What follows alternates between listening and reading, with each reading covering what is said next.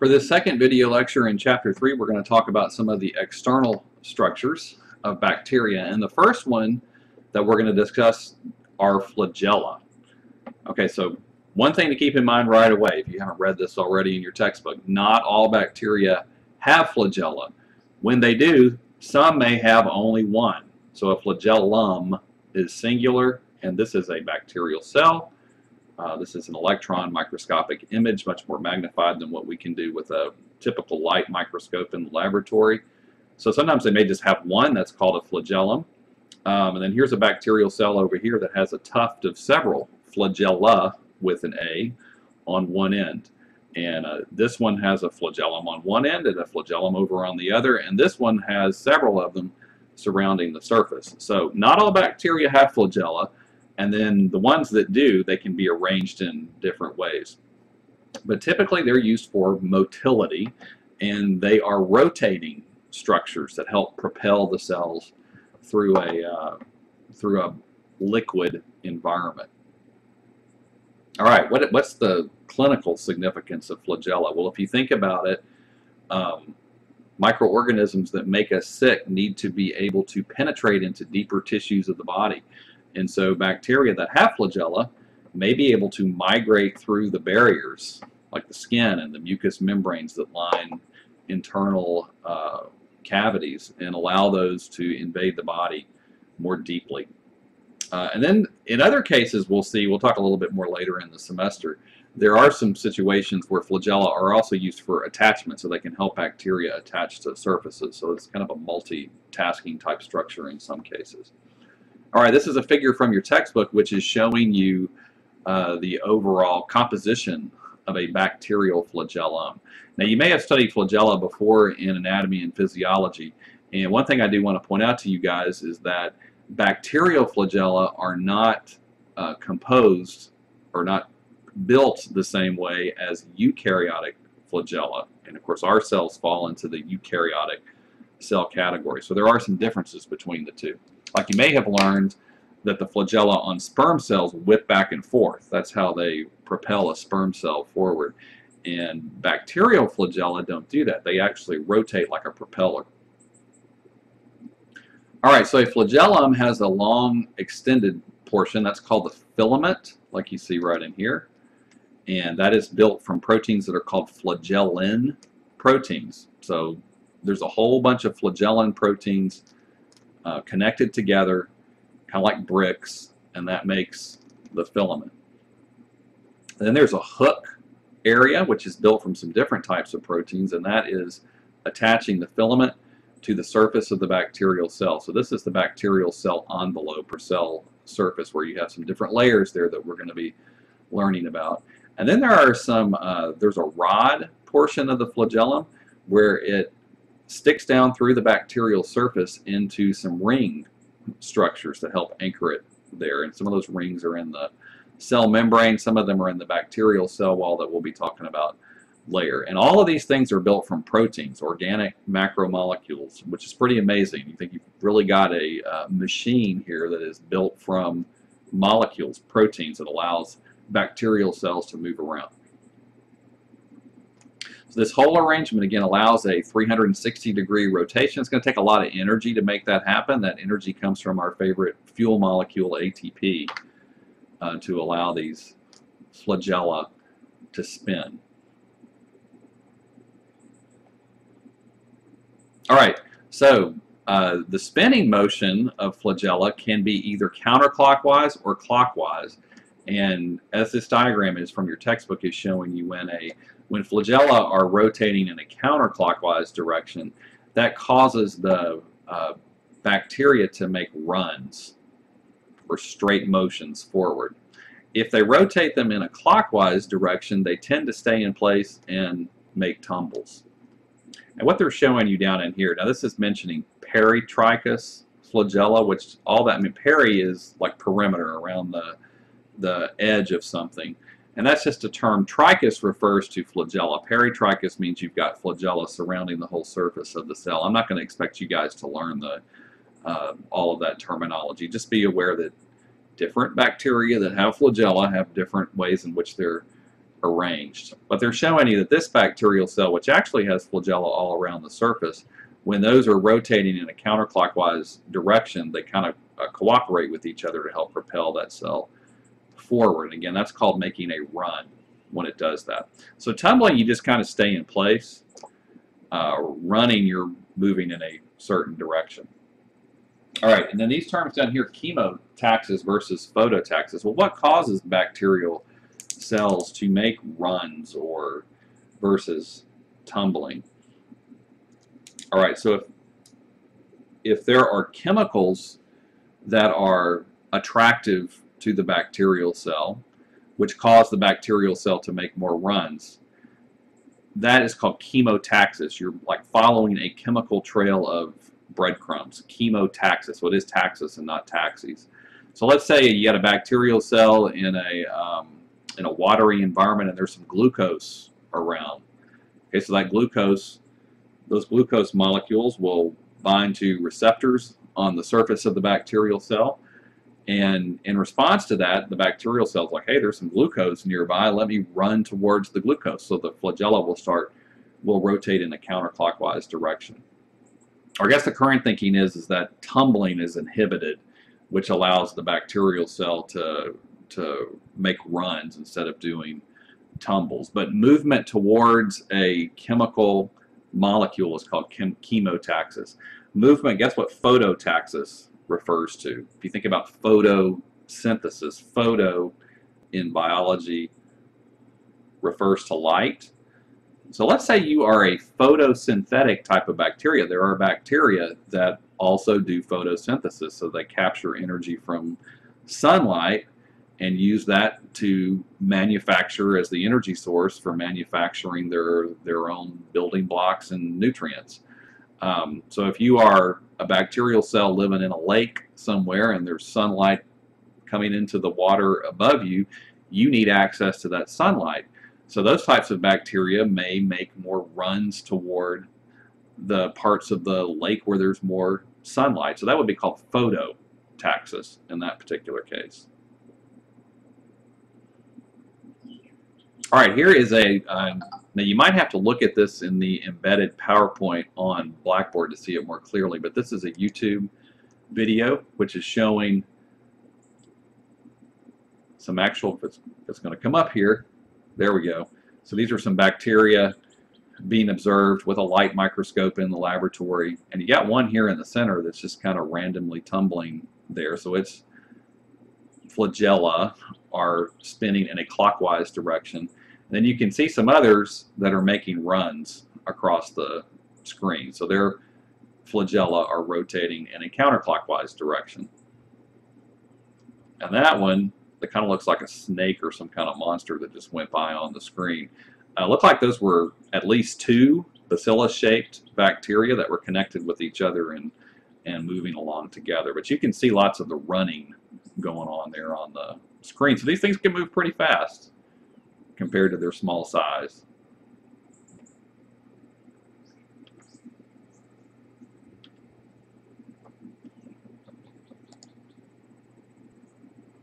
All right, so there's a special case with some types of bacteria that are called spirochetes.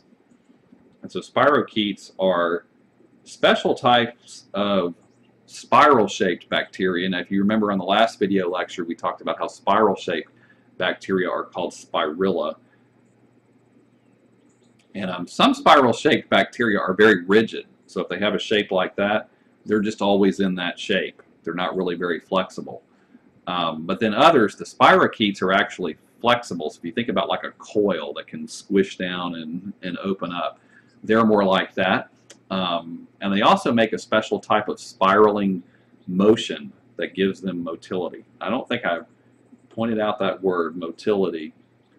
That is very commonly used in biology to refer to motion. So motile bacteria can move around. All right, so this is an example. This is an image, really a pretty image that was made with an electron microscope. So very powerful, magnifies much greater than what we can in our laboratories. And then they used some special fluorescent dyes on this organism. This is from the genus Leptospira. And so kind of in pink there, that's just the surface of this bacterial cell. And then in yellow, you're seeing a special type of flagellum called an axial filament. And so it's embedded along the surface in kind of a spiral twisting arrangement. And it still rotates in a counterclockwise. It's basically a bundle of little thin flagella all bundled together. And then as they spin in a counterclockwise direction, it makes the whole cell wind up spiraling. So this YouTube video over here shows that. So on this video, these spiraling bacteria that you have here, these are Borrelia burgdorferi. Borrelia burgdorferi is a spirochete, and that is the bacterial organism that causes Lyme disease. So we hear about Lyme disease a lot in the news. Lyme disease bacteria live in ticks, deer ticks more specifically. And if a deer tick bites you and it's infected with Borrelia burgdorferi, it can inject those bacteria into your body. And because they are spirochetes and they can spiral and twist like that, it helps them invade tissues in the human body. Fortunately, Lyme disease is not as big of a problem in Alabama as it is in other parts of the United States. If you get into the mid-Atlantic region like Maryland and Delaware, Northern Virginia, New Jersey, those types of areas, and up into New England, they have more of the deer tick that delivers the Lyme disease bacteria to humans, so it's more of a problem in those areas. Although from what I understand, there's a relative of Borrelia burgdorferi that is becoming more common and causing kind of a Lyme disease type illness down in our part of the country as well. This thing's not cooperating with me. All right, so that's the flagella. Another type of appendage that can be attached to the surface of bacterial cell are fimbriae or fimbriae. Hang on, let me go back here.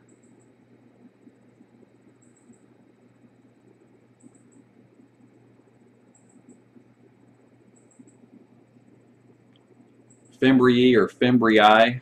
So whenever you see that I-A-E on the end of a word, that's a Latin pluralization, and some people will say fimbriae and some say fimbriae. There are differences in Latin pronunciations that are, where one is not necessarily preferred over the other.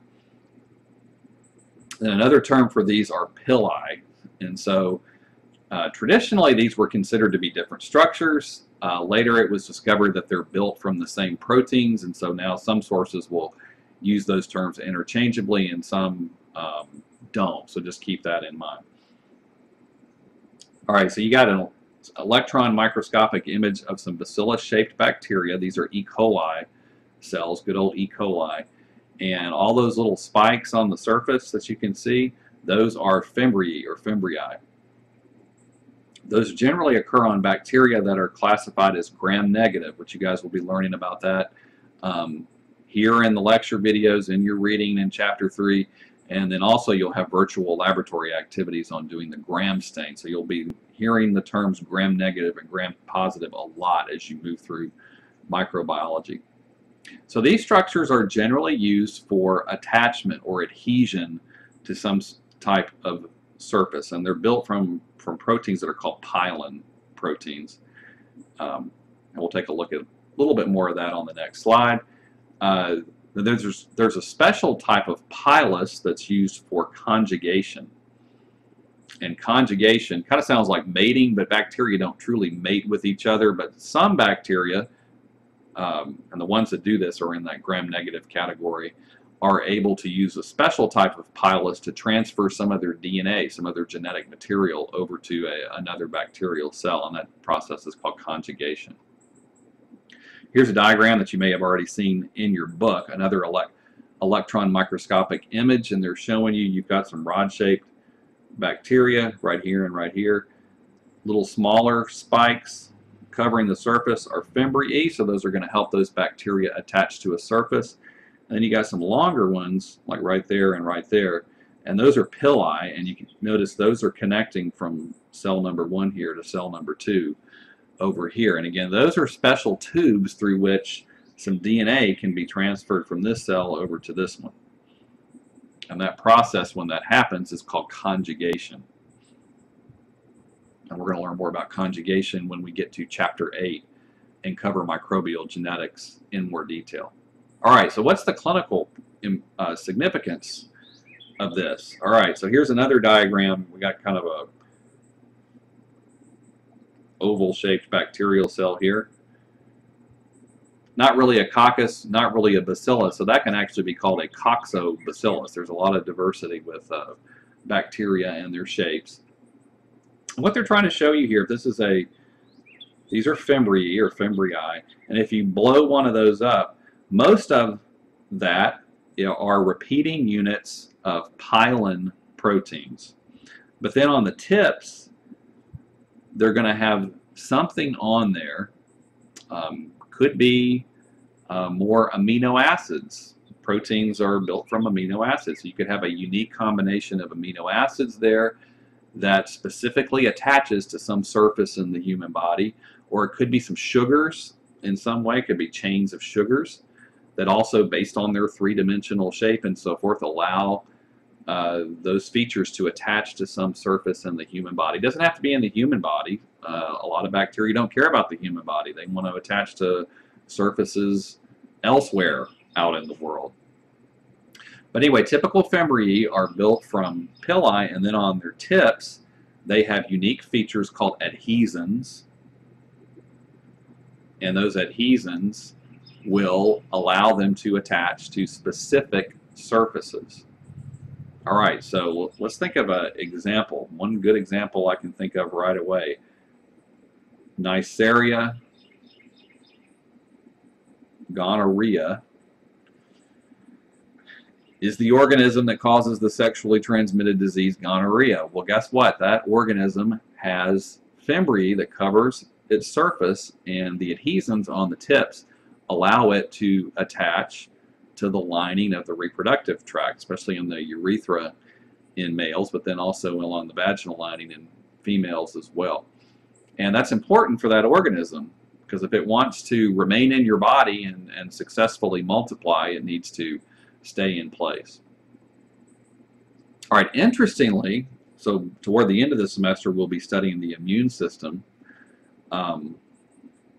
Your immune system identifies and recognizes and sees structures on the surfaces of microorganisms, and so fimbriae are one of the things that your immune system learns to identify. That winds up being important for vaccine development, because vaccines, when you get an immunization, a vaccine to try to protect you against some microorganism, you're using that vaccine to train your immune system to see the surface of a microorganism in some way.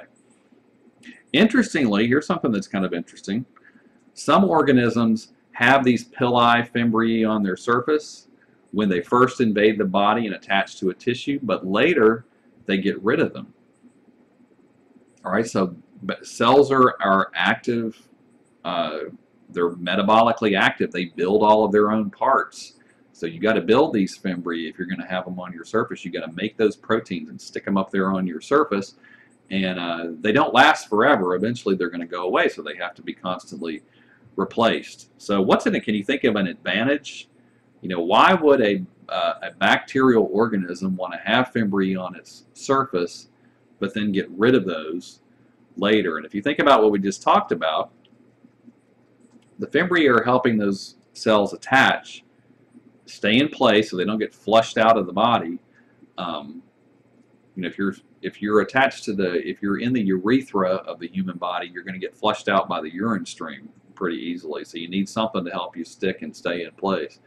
And however, we just said your immune system sees those external structures, those appendages, as foreign things to target for destruction. So the idea there is you use your fimbriae to help you stay attached and remain in place early during infection, but later you can hide those, get rid of those fimbriae. Once you've built up your numbers, you don't really care that much whether some of your cohorts get flushed out of the human body. You've kind of done your thing. And by getting rid of those, you're getting rid of one of the things that the immune system uses to identify you. So it's a way of, it's a good strategy for a pathogenic type of bacteria. All right, so that concludes the second video lecture for Chapter 3. In the next one, we're going to start talking about features of the cell envelope, these different layers at the surface of a bacterial cell.